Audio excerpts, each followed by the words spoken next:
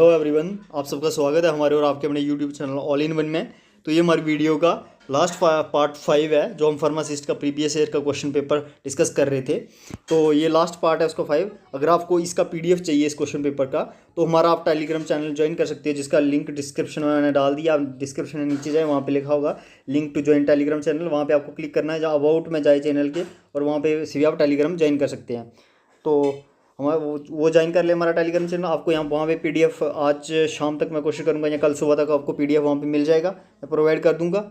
तो ये पार्ट 3 है, ये इंपॉर्टेंट होने वाला है। मैंने जैसे कि बताया पहले भी, एफएम पीएसडब्ल्यू के लिए भी इंपॉर्टेंट होने वाला है। जहाँ medical assistant, pharmacist, junior staff nurse के जो भी एग्ज़ाम है उनके लिए इंपॉर्टेंट होने वाला है। तो ये लास्ट पार्ट है इस वीडियो का, ठीक है। तो हमारे पास ये जो क्वेश्चन है फर्स्ट आज की इस वीडियो का, और 121 है ये पूरी हमारी जो एमसीक्यू सीरीज़ है उसका, ठीक है। तो ये पूछ रहे हैं, which of the following types of personal protective equipment जिसको हम पीपी इज फ्रिक्वेंटली यूज्ड। तो गाइज ये काफ़ी इंपॉर्टेंट क्वेश्चन बन जाता है आपके लिए। कैसे इंपॉर्टेंट बन जाता है? अभी कोविड चल रहा है ना, तो आपने पीपी सुना होगा, पीपी पहन के टेस्ट करते हैं, पीपी पहन के उनके पेशेंट्स के साथ डील करते हैं, उनको अटेंड करते हैं, ठीक है। तो पर्सनल प्रोटेक्टिव इक्विपमेंट या इससे रिलेटेड आपका बड़ा इंपॉर्टेंट क्वेश्चन बन जाता है। तो हम कोशिश करेंगे आपके लिए कोविड-19 के रिलेटेड भी जो है एमसीक्यू की सीरीज लेके आएंगे जल्दी ही, ठीक है। कोशिश चल रही है हमारी, क्योंकि कोविड-19 वैसे आपके सिलेबस में तो मेंशन नहीं किया, क्योंकि सिलेबस आपका पुराना है, ठीक है। जैसे मैंने मेंशन नहीं किया, पर कोविड-19 के रिलेटेड आपको क्वेश्चन आने के चांस रहेंगे। तो आप कोविड-19 के रिलेटेड जो उसका है, मतलब उसके सिम्टम्स क्या होते हैं, कोविड-19 कहाँ पहले हुआ, मैं आपको लेके आऊँगा, मैं कोशिश करूँगा ज़रूरी आपके लिए लेके आऊँगा, तो आप उनको देख लें। तो ये काफ़ी इंपॉर्टेंट क्वेश्चन बन जाता है। इन्होंने बोला है कि which of the following types of personal PPE is frequently used. Frequently use कौन सी पीपी करते हैं हम? ये बोल रहे हैं safety glasses, gloves and lab coat, B leather shoe, C damaged equipment and glassware, D untested chemicals. तो गाइज हम पीपी कौन सा यूज़ करेंगे? A safety glasses, gloves and lab coat use करेंगे, ठीक है। कॉमनली यूज्ड पीपीई है जो उसमें। अब हमारा आ गया ये, from the following which one is the best method to improve stamina. बोल रहे हैं कि आपको स्टेमिना इंक्रीज करना है। स्टेमिना का पता ना आपको? स्टेमिना क्या होता है? पता ही होगा गाइज। स्टेमिना होता है कि जिसमें हम क्या करते हैं, तो स्टेमिना का मतलब ये होता है कि गाइज आपको पता है कि स्टेमिना मतलब हम बोलते हैं ना, इस यार इसका बड़ा स्टेमिना है, मतलब कोई भी काम करता है तो हम बोलते हैं कि इसका बड़ा स्टेमिना है। स्टेमिना हो गया कि कोई भी काम आप ज़्यादा देर के लिए, बहुत लंबे टाइम के लिए करो विद एनर्जी, और उसको मतलब पूरा एनर्जी के साथ बड़े टाइम के लिए करो, तो आप उसको बोलते हैं इसका बड़ा स्टेमिना। जैसे कोई दौड़ता है तो काफ़ी देर के लिए दौड़ेगा, तो हम उसको बोलेंगे इसका बड़ा स्टेमिना है। तो वो रहा है कि इनमें से कौन सी चीज़ है जो आपका स्टेमिना इंक्रीज़ करेगी? योगा करेगा, पायलट्स करेगा, स्प्रिंटिंग करेगा, एरोबिक्स करेगा। तो गाइस स्टेमिना इंक्रीज करने के लिए मैं बता दूं आपको, डी इज करेगा एरोबिक्स। एरोबिक्स एक एक्सरसाइज होती है, फिजिकल एक्सरसाइज होती है, टाइप ऑफ फिजिकल एक्सरसाइज, जिसमें क्या होता है कि हमारी फ्लेक्सिबिलिटी, मस्कुलर स्ट्रेंथ इंक्रीज होती है, और कार्डियोवैस्कुलर स्ट्रेंथ हमारी इंक्रीज होती है, ठीक है। एरोबिक्स में क्या होता है कि ऐसी एक्सरसाइजेज करते हैं जिससे हमें प्लेंटी ऑफ ऑक्सीजन मिलती है, ठीक है। ये रहेगा इसमें, ठीक है। और एरोबिक्स एक्सरसाइज में मैं आपको बता दूं क्या आएगा, इसमें आएगा स्ट्रेचिंग वगैरह आएगा इसमें, ठीक है। स्ट्रेचिंग आएगा, स्ट्रेच होना, फिर आएगा जिस ऐसी एक्सरसाइज करेंगे जिससे हमारी स्ट्रेंथ ट्रेनिंग लेंगे, जिससे हमारी स्ट्रेंथ इंक्रीज होगी। तो गाइज इन नट शेल ये इन्होंने पूछा है कि इनमें से कौन सी हम एक्सरसाइज करेंगे जिससे हमारा स्टेमिना इंक्रीज होगा। स्टेमिना इंक्रीज होता है कि मतलब आपकी पावर या स्ट्रेंथ इंक्रीज होगी किसी काम को करने के लिए ज़्यादा टाइम के लिए, तो यो हम एरोबिक्स करेंगे। एरोबिक्स क्या होगा? स्ट्रेचिंग और स्ट्रेंथ ट्रेनिंग होगी, ठीक है। तो अब आ गया हमारा 123 ये आ गया, aldosterone directly regulates the concentration of. Aldosterone एक हार्मोन है, वो डायरेक्टली रेगुलेट करेगा किसकी कंसंट्रेशन? पोटेशियम, ए बी फास्फोरिस, या सी सोडियम, या डी फिर कैल्शियम। तो गाइज इसमें एल्डोस्टेरोन मैं आपको बता दूं ये क्या करता है, ये सोडियम की कंसंट्रेशन इंक्रीज करता है, ये अडर्नल ग्लैंड में हमारे होता है, ठीक है, एल्डोस्टेरोन। तो अब आगे हमारा next two MCQ, which of the following is a mixed cranial nerve. बोल रहे हैं कि इनमें से कौन सी मिक्स्ड क्रैनियल नर्व है? तो गाइज मैं आपको एडवाइस करूंगा आप क्रैनियल नर्व्स पढ़ लें, इंपॉर्टेंट टॉपिक बन जाता है सबके लिए जितने भी मेडिकल के एग्जाम है, ठीक है। तो वो रहा olfactory nerve, trochlear nerve, abducens nerve, vagus nerve. इनमें से कौन सी नर्व है जो मिक्स्ड नर्व की एग्जाम्पल है? तो गाइज इसका वैगस नर्व से, डी इसका आंसर है, ठीक है। तो अब आ गया हमारा 125। इसमें ये पूछ रहे हैं the main purpose of hemostatic forcep is. बोल रहे हैं कि हीमोस्टैटिक, गाइज आपको हीमो यहीं से ब्लड से पढ़ रहा है, और स्टैटिक होता है रोकना, forcep is to control the blood flow in the vessel, hold and retract soft tissue for longer periods, C grasp delicate tissues or bone dressing, D connect the urinary bladder to the urinary matters for the removal of fluids from the body. तो इसका 125th का answer क्या रहने वाला guys, इसका है control the blood flow in the vessel. इसके लिए मेन पर्पज किसका रहता है, हीमोस्टैटिक्स फोर्सेप्स का रहता है, ठीक है। अब आ गया हमारा 126 है, wrong route chemotherapy, wrongly placed feeding tubes and suicide of patients in hospital are example of. बोल रहा है कि इनमें से ये सारियां जो एग्जाम्पल दी हैं ये किसकी एग्जाम्पल है, ठीक है। Poor clinical infrastructure, B post structures for risk management, D C inadequate functioning of health care, D never events, ठीक है गाइज। तो इसका ये जो सारी एग्जाम्पल दी हुई है, जैसे wrong route of chemotherapy, wrongly placed feeding tube and suicide of patients, ये किसका, नेवर इवेंट्स का है। तो नेवर इवेंट्स मैं आपको बता दूं, ये नेवर इवेंट्स वो होते हैं कि जो मेडिकल में एरर्स होते हैं जिनको हम आइडेंटिफाई कर सकते हैं, ठीक है, और जिनको हम रोक सकते हैं, और अगर वो एरर हो जाए तो उनके लिए सीरीज कॉन्सिक्वेंसीज हो सकती हैं, तो इनको हम क्या बोलते हैं, नेवर इवेंट्स। तो ये सारे ऊपर जो है ये नेवर इवेंट्स है, आपको इनको याद कर लेना, ठीक है। अब आ गया हमारा नेक्स्ट MCQ, यही है ना, हाँ गाइज हमने कौन सा किया, सॉरी। हाँ तो ये हमारा MCQ है, इसमें पूछा हुआ artery forceps is used for. बोल रहे हैं आर्टरी फोर्सेप वो किसके लिए यूज़ होता है, आपको पता ना आर्टरी फोर्सेप जिसको वो बनी होती है छोटी छोटी, ये तो कॉमन इंस्ट्रूमेंट है, यूज़ होता है हॉस्पिटल में। ये बोल रहे हैं artery forcep is used for किसके लिए, टिबेक्टमी के लिए, LSC के लिए, या अब्डोमिनल हिस्टेरेक्टमी के लिए, B clamping bleeding vessels, C screening of carcinoma of cervix, D grasping tubular structures like fallopian tube in tubectomy. तो ये हमने ग्रेस्पिंग वाला हमने पहले डिस्कस किया था, वो कौन सा इंस्ट्रूमेंट याद करो यार, ठीक है। तो अगर आपने क्वेश्चन पेपर ही सॉल्व किया ना, आप काफ़ी आंसर कर सकते हो इनको क्वेश्चंस को। तो इसका 127 का जो आंसर रहने वाला है गाइज, इसका आंसर रहने वाला है क्लैंपिंग ब्लीडिंग वेसल, इसके लिए आर्टरी यूज होती है, ठीक है। और अब आगे हमारा नेक्स्ट MCQ, इसमें पूछा which of the following microbes can be spread due to failure of hand hygiene. बोल रहे हैं कि हम हैंड हाइजीन नहीं रखते हैं तो उससे कौन से माइक्रो जो ऑर्गेनिज्म, ये मुश्किल क्वेश्चन है, माइक्रोज जो हैं वो फैल सकते हैं, ठीक है। ये है staphylococcus capitis, enterococcus only, C staphylococcus aureus and vancomycin resistant enterococcus BRE जिसको बोलते हैं, या डी स्ट्रेप्टोकोकस स्यूइस, ठीक है। इनमें से कौन सा ऑर्गेनिज्म माइक्रोब है जो फैल सकता है, जो अगर हम हैंड हाइजीन नहीं रखेंगे। तो गाइज इसका आंसर जो है, इसका आंसर है सी, ठीक है, ये रहेगा इसका answer, staphylococcus aureus and vancomycin resistant enterococcus BRE इसको बोलते हैं, ठीक है। अब आगे हमारा next MCQ, vessel clamps are used, बोल रहे हैं बेसल क्लैंप किसके लिए यूज है, इंस्ट्रूमेंट के काफ़ी ज़्यादा क्वेश्चन है। Basal clamps are used to temporary interrupt blood flow, cut the soft tissue, retract shallow incisions, dilate vessels for corneal vascular surgery. तो बोल रहा है बेसल क्लैंप्स किन के लिए यूज होते हैं इनमें से मेनली, तो ये होगा टेम्परेरी इंटरप्ट ब्लड फ्लो, ये इसका आंसर होगा 129 का, ठीक है। अब आ गया इंटरनल डिफेब्रिलेटर, पहले आपने डिफेब्रिलेटर पढ़ा था सिर्फ, बोल रहे हैं इंटरनल डिफेब्रिलेटर पैडल, यहाँ पे डिफेब्रिलेटर पैडल है। डिवाइसेस आर यूज टू किसके लिए यूज, किडनी ट्रांसप्लांटेशन के लिए, open heart surgery for resuscitation of cardiac function, C liver transplantation, C corneal transplantation. तो गाइज इसका बी आंसर है, ये जो है इंटरनल डिफेब्रिलेटर पैडल किसके लिए यूज होते हैं, ओपन हार्ट सर्जरी के लिए, जिसमें उसमें रिसर्शन की जाती है किसकी, कार्डियक फंक्शन की, ठीक है। 130। अब आगे हमारा नेक्स्ट, इन्होंने पूछा हुआ प्रोक्टोस्कोप किसके लिए यूज होता है। तो प्रोक्टोस्कोप मैं आपको बता दूं क्या होता है प्रोक्टोस्कोप, हाँ तो मैं बता दूं आपको, प्रोक्टोस्कोप जो होता है ना, इसका दूसरा नाम क्या है, रेक्टोस्कोप, इसको रेक्टोस्कोप बोलते हैं, इसका दूसरा नाम रेक्टोस्कोप है। तो रेक्टो से आपको आइडिया लग जाएगा, ये याद रह जाएगा, मैं आपको बता दूंगा कैसे याद रखना है। बोल रहे हैं प्रोक्टोस्कोप जो जिसको रेक्टोस्कोप बोलते हैं, use to see inside the canal, anal canal, inside the lungs, inside the hepatic duct, inside the heart.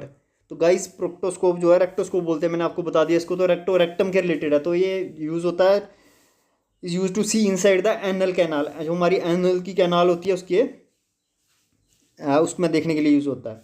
अब आगे हमारा next MCQ, beach of the following disinfectants is used for skin before pre operative. बोल रहे हैं कि इनमें से कौन सा जो है डिसइंफेक्टेंट यूज़ होता है प्री ऑपरेटिव सर्जरी से पहले, किसको, स्किन को साफ करने के लिए। 0.5% क्लोरोनेक्साडाइन, बी 0.5% मैथनॉल, सी 10% फॉर्मल्डिहाइड, या डी 2% ब्यूटेनॉल। तो इसमें से जो है इसका राइट आंसर है ये डी 2% ब्यूटेनॉल, ये रहेगा इसका राइट आंसर 132 का। तो नेक्स्ट हमारा क्वेश्चन है, यहाँ इन्होंने पूछा हुआ है गुड सोर्सेज ऑफ कार्बोहाइड्रेट्स। ये बोल रहे हैं कि कार्बोहाइड्रेट्स के जो गुड सोर्सेज है वो कौन से हैं। ए फैट्स, आपको पता फैट्स से कार्बोहाइड्रेट्स नहीं मिलते हैं। ऑयल्स, बटर या मार्गरेन, तो ये भी इसका आंसर नहीं है। B fish, eggs, beef, pork and poultry. तो गाइस कार्बोहाइड्रेट का पूछा हुआ है, इनमें से हमें फैट्स वगैरह मिलते हैं, लिपिड्स वगैरह मिलते हैं, तो ये भी इसका आंसर नहीं है। अब पूछा हुआ सीरियल्स, सीरियल्स क्या होते हैं, जो हम खाते हैं ना, व्हीट या मेज या राइस वगैरह, उनको हम सीरियल्स बोलते हैं। सीरियल्स वो मेन सोर्स होते हैं कार्बोहाइड्रेट्स का, फ्रूट्स, वेजिटेबल्स या मिल्क। तो ये हो सकता है गाइस, जहाँ हम देखते हैं D green leafy vegetables, sea food, sea food में फिशेस वगैरह आ जाएंगी, प्रॉन्स वगैरह आएंगे, उससे कहाँ कार्बोहाइड्रेट्स मिलेंगे। तो गाइस मेन सोर्स जो कार्बोहाइड्रेट्स का रहने वाला है ये सी है, सीरियल्स। सीरियल्स आगे मैंने बता दिया, वो व्हीट राइस वगैरह या मेज वगैरह वो रहेंगे, वेजिटेबल्स या मिल्क, इनसे कार्बोहाइड्रेट मिलेंगे हमें मेनली। तो नेक्स्ट हमारा एमसीक्यू है, जो इसमें क्या पूछा हुआ इन्होंने, the circulatory route between the digestive tract and the liver is called. वो रहे हैं कि जो सर्कुलेटरी रूट होता है किसमें, between the digestive system tract and liver is called. तो गाइज इसका ए है हेपेटिक पोर्टल सर्कुलेशन। तो हेपेटिक कोई भी चीज़ है जो जिसको हेपेटिक लगा होता है वो होता है रिलेटेड टू लिवर, लिवर के रिलेटेड होते हैं, तो ये इसका आंसर हो सकता है। पर हम देखते हैं बाकी भी हैं। अब्डोमिनल सर्कुलेशन ये तो हो नहीं सकता, अब्डोमिन का यहाँ मेंशन नहीं किया है, अब्डोमिन नीचे हो गया। तो पल्मोनरी सर्कुलेशन, पल्मोनरी आपको पता लंग्स के रिलेटेड है, कोरोनरी, कोरोनरी ये भी नहीं हो सकता। तो इसका आंसर रहेगा ए, हेपेटिक लगा हुआ है ना, इसके लिवर के रिलेटेड है, तो ए इसका आंसर रहेगा। जो सर्कुलेटरी रूट होगा between digestive tract and liver, इसको हम क्या बोलेंगे, हेपेटिक पोर्टल सर्कुलेशन बोलेंगे। अब आ गया glycogen in mainly stored in the, वो ने ग्लाइकोजन ये क्या है, एक पॉलीसैकेराइड है। ग्लाइकोजन कार्बोहाइड्रेट्स ही है, पॉलीसैकेराइड, लेकिन कार्बोहाइड्रेट्स की भी आगे क्लासिफिकेशन होती है, आपने पढ़ा होगा, मोनोसैकेराइड्स, पॉलीसैकेराइड्स वगैरह वो होता है, ठीक है। तो ग्लाइकोजन इज मेनली स्टोर्ड, बोल रहे हैं ये ग्लाइकोजन है, ये कहाँ पे स्टोर होता है, ग्लाइकोजन से ग्लूकोज बनता है, मैं आपको इतना बता दूं, ठीक है। तो बोल रहे कहाँ पे मेनली स्टोर होता है, ये इस क्वेश्चन में पूछा हुआ है कि ग्लाइकोजन मेनली कहाँ स्टोर होता है। A muscle and liver tissue, B pancreas and kidney tissue, C stomach and intestine tissue, D brain and red blood cell. तो गाइज जो ग्लाइकोजन मेनली स्टोर होता है वो कहाँ होता है, A muscle and liver tissue में स्टोर होता है, ए इसका राइट आंसर रहेगा, ठीक है।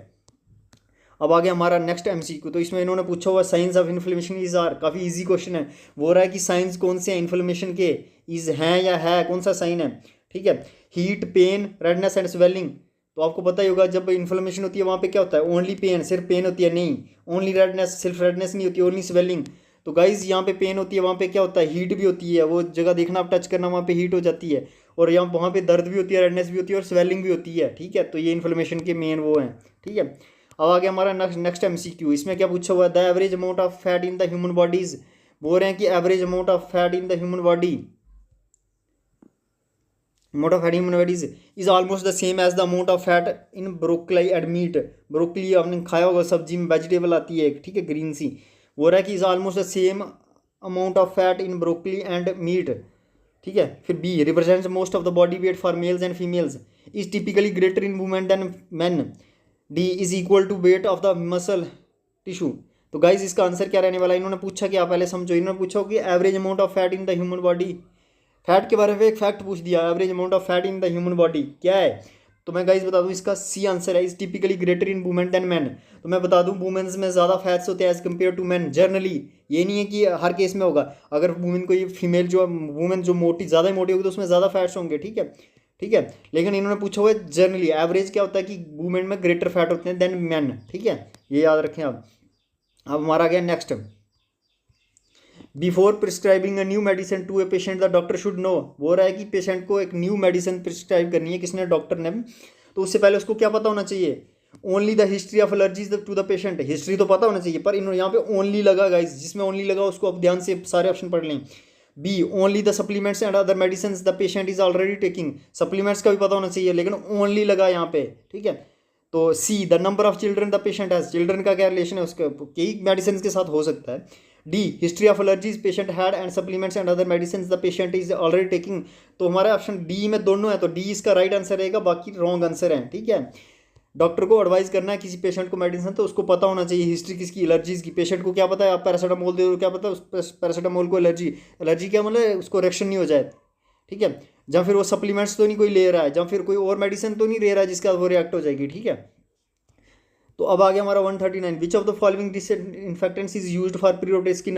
ये पहले भी एमसीक्यू था अभी पहले, लेकिन यहाँ पे इन्होंने ऑप्शन चेंज कर दिए हैं गाइज, एक नया ऑप्शन 70% आइसोप्रोपेनॉल ऐड किया है, ठीक है। तो आपको ये दोबारा करना है, विच of the following disinfectant is used for periodic skin operation.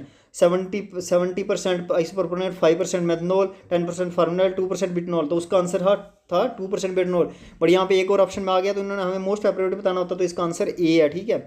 इसका आंसर क्या है, ए 70% आइसोप्रोपेनॉल। अब आगे हमारा नेक्स्ट क्वेश्चन है, essential amino acids are the best described as those amino acids. बोल रहा है कि एसेंशियल अमीनो एसिड्स को हम बेस्ट डिस्क्राइब क्या कर सकते हैं, अमीनो एसिड्स, ठीक है। तो इसका आंसर, इसके ऑप्शन है हमारे पास, एसेंशियल अमीनो एसिड की डेफिनेशन है गाइज, आपने अगर पढ़ा होगा, required for protein synthesis but can not be made by the body, naturally occurring substances that function in fighting friction, ये नहीं हो सकता। Important components of carbohydrates, fats and proteins, तो गाइस कार्बोहाइड्रेट के या फैट का कंपोनेंट अमाइनो एसिड नहीं होते हैं, प्रोटीन्स के कंपोनेंट होते हैं अमाइनो एसिड, हमने पढ़ा पहले एमसीक्यू जो हम डिस्कस किए हैं। तो आप एमसीक्यूज की जो पहली वीडियो उनको भी देख लें। D, high energy nutrients that promote growth and development, तो ये एनर्जी न्यूट्रिएंट्स नहीं होते हैं, कार्बोहाइड्रेट एनर्जी देते हैं, ठीक है। तो गाइस इसका जो आंसर है ना, सही definition non essential immuno acids की वो है कि जो हमें रिक्वायर्ड होते हैं किसके लिए, प्रोटीन सिंथेसिस के लिए, बट हमारी बॉडी में नहीं वो बनते हैं, ठीक है। उनको क्या बोलते हैं हम, essential immuno acids. Essential immuno acid की डेफिनेशन पूछ दी है यहाँ पे सीधी सीधी उठा के। अब आगे हमारा नेक्स्ट क्वेश्चन, यहाँ पे पूछा हुआ कि स्पेक्टिकल्स इज यूज टू, बोल रहे हैं स्पेक्टिकल किसके लिए यूज होता है, correct refractive errors of the I, keep the eyes close during an operation, close करने के लिए थोड़ी होता है, keep the eyes open during any operation, ये भी नहीं है, focus light into the cavity under inspection, ये भी नहीं है। तो इसका आंसर है ये, स्पेक्टिकल किसके लिए यूज होते हैं, करेक्ट करने के लिए रिफ्रैक्टिव एरर्स ऑफ द आई, ठीक है। अब नेक्स्ट एमसीक्यू है, इसमें पूछा हुआ है इन्होंने, एक मिनट इसको थोड़ा वो कर लेते हैं, इन्होंने पूछा हुआ है the CUSA Cavitron ultrasonic surgical aspirator. अब ये याद रखें कि CUSA क्या है, Cavitron ultrasonic surgical aspirator selectively crushes and sucks the tissue which contain, बोल रहा है कि इनमें से ये कौन से टिश्यू को वो करता है, सक, क्रश और सक करता है, वो कंटेन क्या करते हैं, high content of quantity of water and low amount of collagen, B high quantity of lipids and high amount of collagen, C high quantity of proteins and high amount of collagen, D high quantity of carbohydrates and low amount of collagen. तो guys इसका जो right answer रहने वाला 142 का वो ए है, ठीक है। इससे हम क्या रिमूव करते हैं,